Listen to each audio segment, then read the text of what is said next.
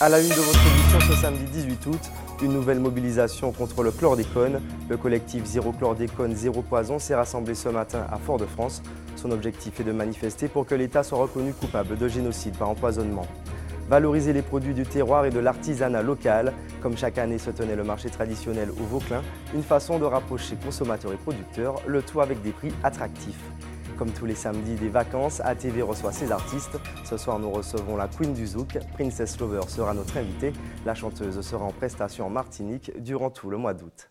Mesdames, Messieurs, bonsoir. Bienvenue dans notre Tranche Info que vous pouvez également suivre en direct sur la page Facebook d'ATV. Plus de 300 signatures récoltées. La pétition lancée par le collectif Zéro chlordécone, zéro poison a pour but de rassembler la population autour de la cause. Les membres et sympathisants se sont rassemblés aujourd'hui à Fort-de-France.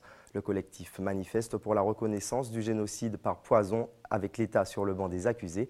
José Le Chertier. Ah, quelle belle banane, elle est grosse. Mon Dieu, je vais la manger. Qu'est-ce qu'il y a dedans? C'est l'une des questions que se pose Joël en vacances en Martinique. Interpellé par la situation, ce jeune étudiant tient à écrire un article sur le chlordécone. Les gens se battent pour une prise de conscience plus large. Le combat est surtout psychologique, je pense, aujourd'hui en Martinique, où il faut se rendre compte, il faut faire comprendre aux gens que le danger du chlordécone est bien réel. Une lutte qui n'ameute pourtant pas le peuple martiniquais. Ce matin, cours Périnon, ils n'étaient pas nombreux à soutenir la démarche. Les problématiques de la population, c'est où ça faut Martiniquais, il faut toujours ni monde pour mener le combat à Bayo. Et c'est les gens qui ont mené le combat à Bayo qui ont fédéré autour des gens. Mais actuellement, c'est l'autre position que nous avons portée, c'est l'autre manière de dire ouais. Sur les réseaux sociaux, que ce soit sur Internet ou sur WhatsApp, téléphone, il y a quand même pas mal d'échanges. Donc je pense qu'effectivement, ce serait un plus qu'on parvienne à réussir à fédérer plus de monde dans notre association. Mais au niveau citoyen, au niveau de la Martinique, c'est pas encore ça. Si Anicia est présente sur les lieux, c'est qu'elle a vécu un événement tragique au cours de sa vie. Aujourd'hui, elle est excédée par le manque de reconnaissance des conséquences de la pollution au chlordécone. Ma grand-mère est morte d'un cancer généralisé. Elle a travaillé dans la banane, la canne et le melon. Sa mort n'a pas été prise en considération, d'accord? Moi, il y a 6 ans de ça, j'ai eu un cancer du sein, d'accord?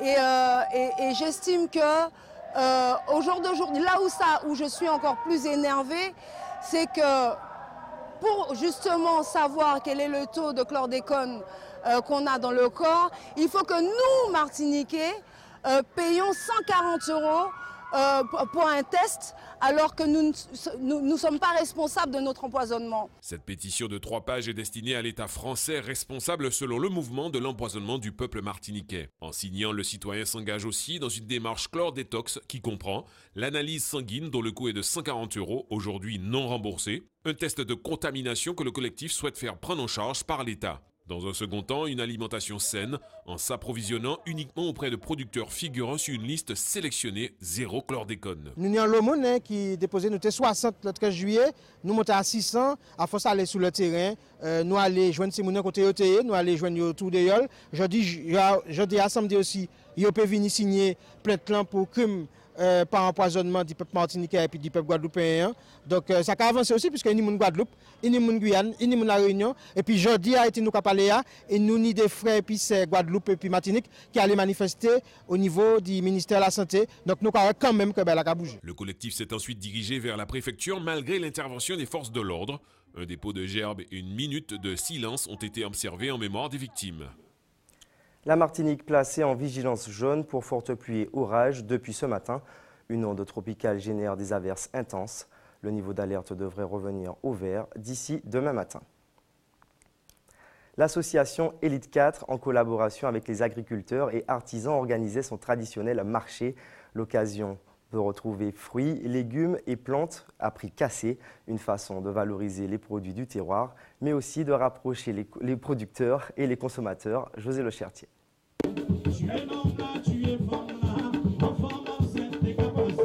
Le but est de ramener ce marché au plus profond des quartiers, puisque nous avons des produits du terroir. Aujourd'hui, nous n'avons pas d'assurance de manger tous les produits que nous trouvons aux abords des routes, mais un peu partout. Et là, nous avons une assurance de manger des produits sains. J'ai présenté des greffes aujourd'hui, des greffes d'orange, des greffes de citron, de mandarine, de pamplemousse et de chadec. J'ai présenté aussi des plants de goyave, des plants de prune de citernin et puis des potées fleuries, des plantes ornementales. Ça permet de vendre, ça m'a fait, ça permet de continuer. Tandis que sur mon café, parce que ça m'a équilibré.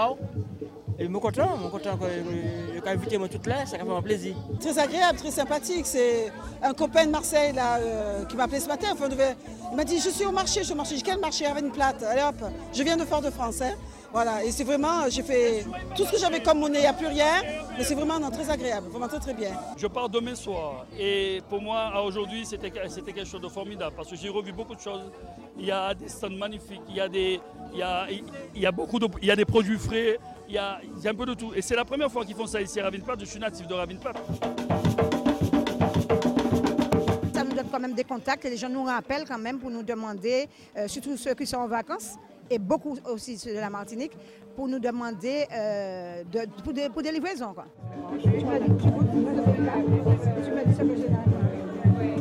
À la banane, oui. Elle est excellente. C'est la première fois que je fais la dégustation.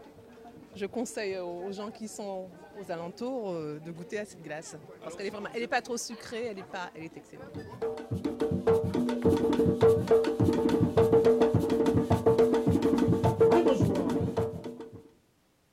Vous avez sans doute déjà dansé sur ces tubes. C'est une chanteuse de zouk à la voix singulière.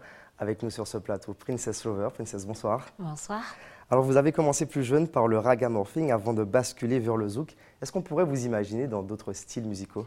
Absolument, il faut d'ailleurs, hein, parce que c'est vrai qu'en même temps, j'aime faire la musique avec son grand M. D'ailleurs, on peut m'entendre aussi sur des titres de variété française, de variété internationale. Et c'est vrai que les collaborations ne sont vraiment pas exclues dans la carrière, envisagées en tout cas dans la suite de la carrière. Donc on peut m'entendre sur du hip-hop, sur du trap, de l'afrobeat, en fait tout ce qu'il y a qui me transcende en fait. Tout ce qui bouge. Tout ce qui bouge, oui. Je vous propose maintenant de regarder les extraits des tubes de Princess Lover. Aucune larme pour tous ces gens qui déconnent, qui ne changeront jamais, jamais. Leur instinct de détruire et zapper, j'ai changé la donne, c'est moi qui gère. Je vivrai sans galère.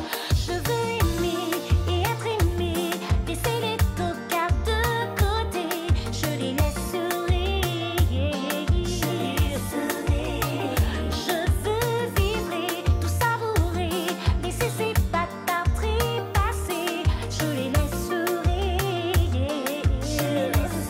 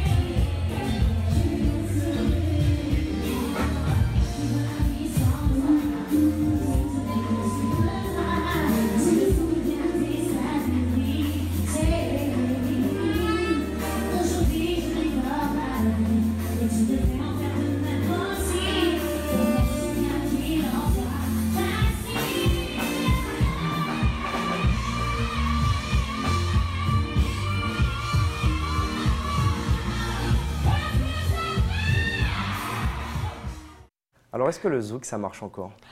Et oui, contrairement à ce que beaucoup pourraient penser, oui, le zouk fonctionne encore. De toutes les façons, c'est aussi notre carte postale. Donc, on se doit de continuer à promouvoir cette musique partout où on va. Et puis, de toutes les façons, ça nous transcende. Je crois que les gens aiment toujours être en mode collé serré, dans le noir absolu, en fonction des lieux. Donc, je pense qu'ils aiment bien. Je crois qu'ils aiment bien. Je pense que de temps en temps, il faut pouvoir apporter des choses nouvelles, continuer à avancer avec son temps. Mais je crois aussi que les gens aiment bien le petit zouk à l'ancienne.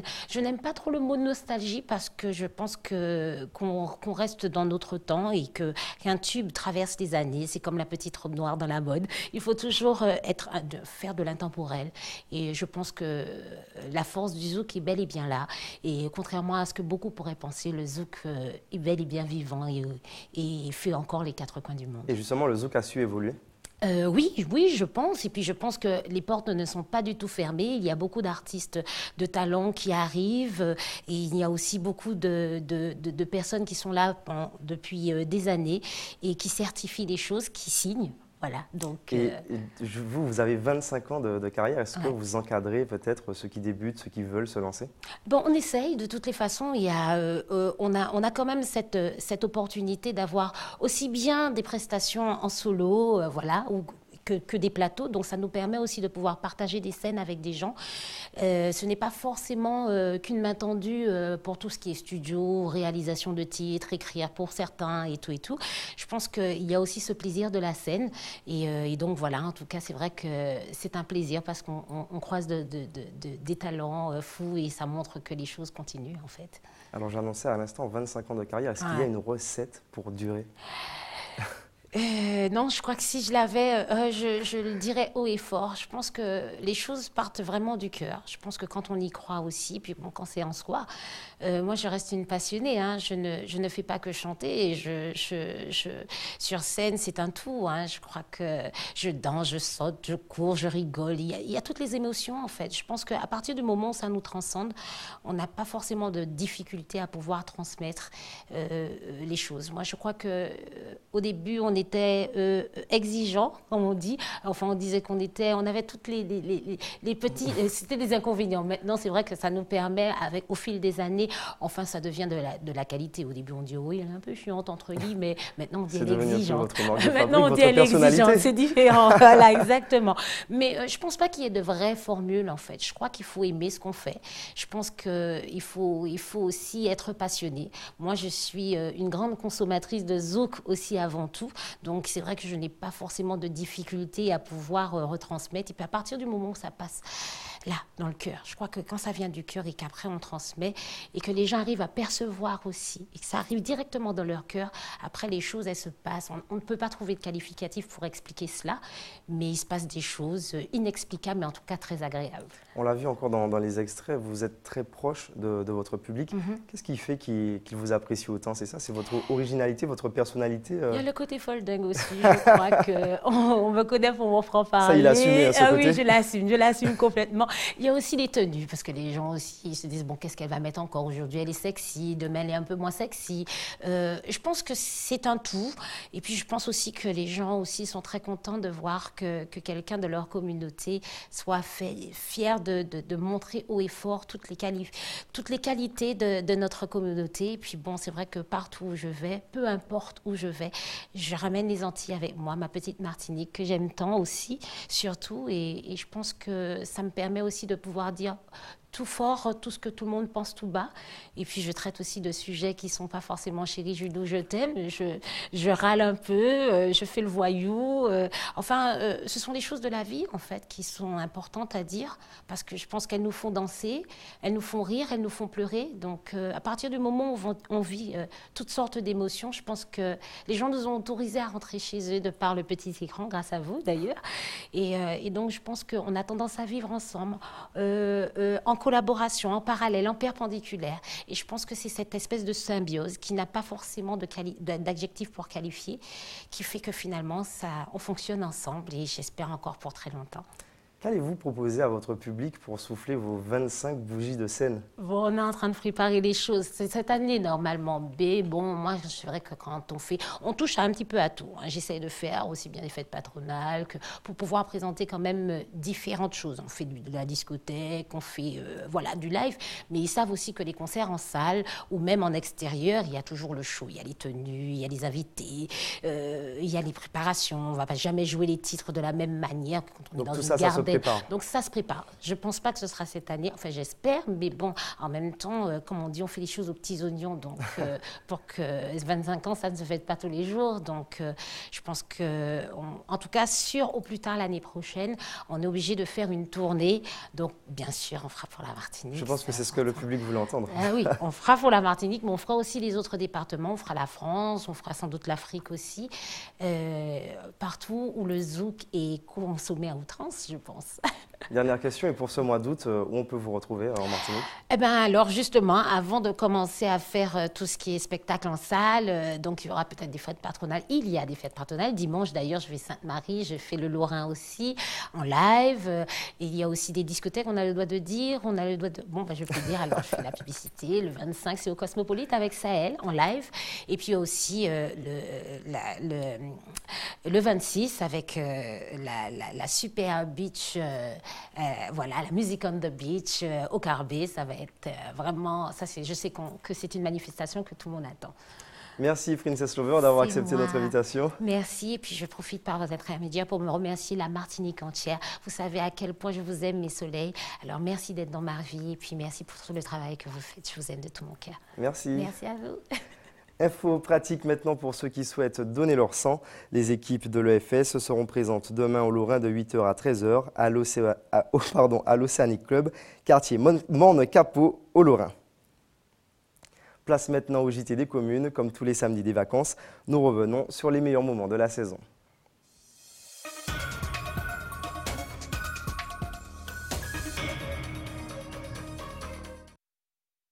Voilà, asseyez-vous. Cela fait des années que personne n'avait consulté de médecin dans la commune de Bellefontaine. Mais depuis l'ouverture de cette maison médicale, plus besoin de se rendre dans les villes voisines pour se faire soigner, au grand soulagement des habitants. Je trouve que c'est une très bonne initiative parce que dans le Nord, je n'en connais pas d'autres. Pour nous, la population, ça nous évite de faire des kilomètres. Un petit commune doit avoir un médecin. Et puis tout le monde est content, au lieu de se déplacer. Depuis mi-décembre, le docteur Masséno reçoit ses patients 2 jours par semaine dans ce tout nouveau cabinet. Mésothérapeute à Fort-de-France le reste du temps, nombreux sont les Martiniquais à faire appel à ses services. Certains sont même prêts à faire des kilomètres pour le suivre. Il a sauvé mon fils, mon premier fils aîné, qui à l'époque faisait une méningite. Alors on avait appelé le SOS médecin qui avait juste donné des comprimés pour la fièvre. C'est docteur Masséno qui a sauvé mon fils. Et depuis, c'est devenu donc un ami, et je sais que c'est un très bon médecin. Donc, sachant qu'il est de retour en Martinique, je pourrais faire toute la Martinique et consulter chez lui. Pour l'instant, seul le médecin occupe les lieux à mi-temps. Bientôt, une infirmière libérale devrait le rejoindre dans le cabinet d'en face. Mais l'objectif à terme serait de créer un pôle de santé dans un secteur délaissé par les professions médicales. Dans ce local, j'espère pouvoir attirer aussi des spécialistes qui viendront une après-midi, ophtalmo, au cardio, qui viendront une après-midi pour avoir la population du Nord qui ait accès à ces spécialistes. Donc c'est dans notre projet, ça prendra peut-être un peu de temps parce qu'il faut les convaincre aussi, mais le fait que le local est à disposition et qu'il n'y a pas de frais, je pense que c'est un argument non négligeable.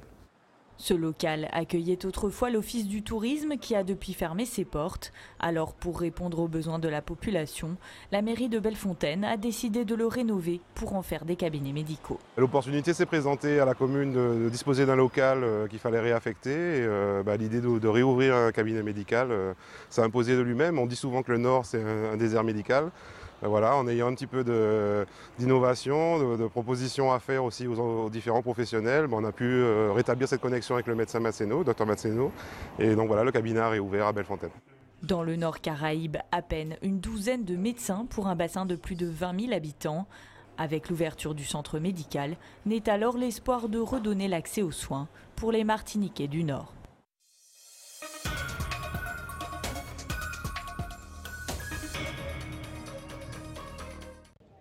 Il est bien loin le temps où l'église du Robert était ravagée par les flammes.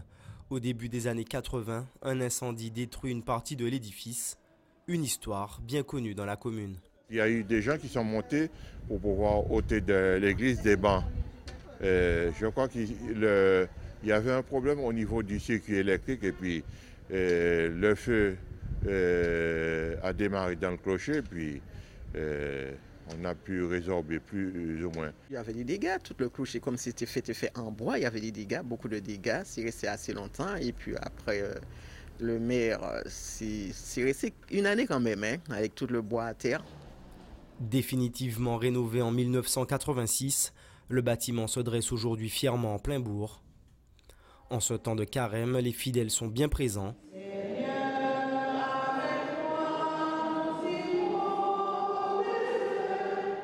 Une période importante pour la foi, un moment fort de la croyance catholique où l'on redouble d'efforts dans sa pratique.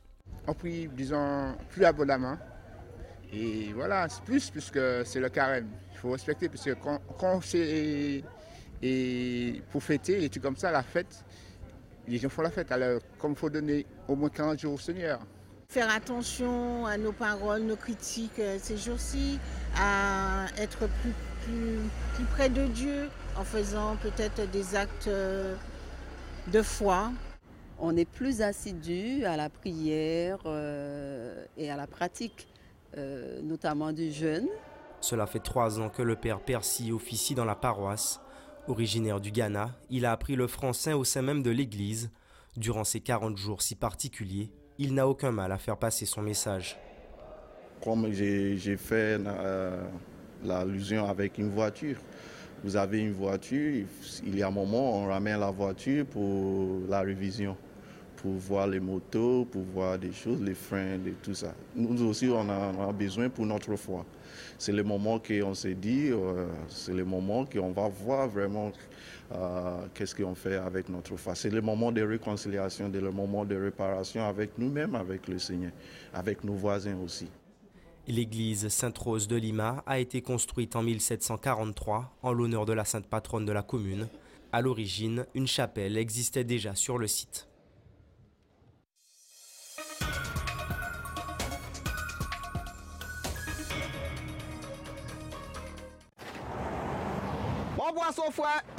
Le rond-point du quartier du Pré, point de vente stratégique pour les marins-pêcheurs.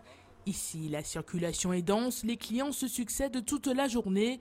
Beaucoup sont de passage dans la commune. Comme d'habitude, j'achète mon poisson ici, enfin, une fois par semaine. J'hésite pas parce que j'ai des amis qui font la même démarche que moi, qui viennent de Sainte-Luce, de partout pour en acheter. Et puis, juste à côté, il y a les légumes. Donc, pour ce midi, nous avons le combrouillon et les légumes. Je fais mon plein de poissons tous les 15 jours. Et je choisis surtout ces messieurs-là. Ce sont du bon poisson qu'ils ramènent le soir et le matin.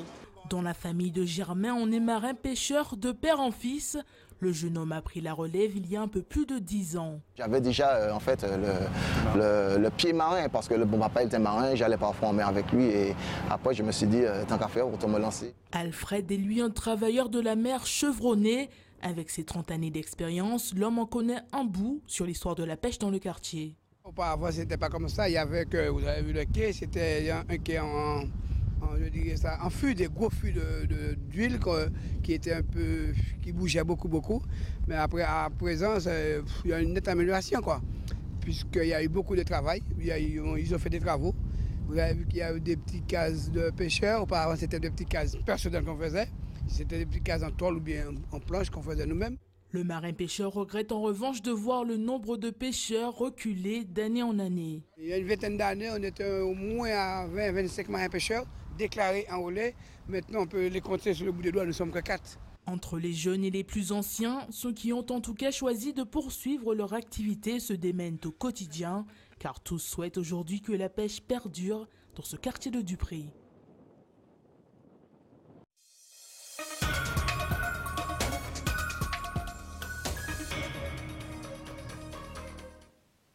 C'est la fin de votre journal local et régional. Avant de nous quitter, voilà les titres que nous avons développés ce soir. Une nouvelle mobilisation contre le chlordécone. Le collectif Zéro chlordécone, zéro poison s'est rassemblé ce matin à Fort-de-France. Son objectif est de manifester pour que l'État soit reconnu coupable de génocide par empoisonnement. Valoriser les produits du terroir et de l'artisanat local. Comme chaque année se tenait le marché traditionnel au Vauclin, une façon de rapprocher producteurs et consommateurs, le tout avec des prix attractifs. Et comme tous les samedis des vacances, ATV reçoit ses artistes. Ce soir, nous avons reçu la Queen du Zouk, Princess Lover était notre invitée. La chanteuse sera en prestation en Martinique jusqu'à la fin du mois d'août. Maintenant, je vous laisse avec nos confrères de BFM TV pour l'actualité nationale et internationale. Pardon. Ensuite, à 20h, 2 épisodes de votre série Blind Spot. On se retrouve demain à 18h50 pour les titres et je vous souhaite une très bonne soirée sur ATV.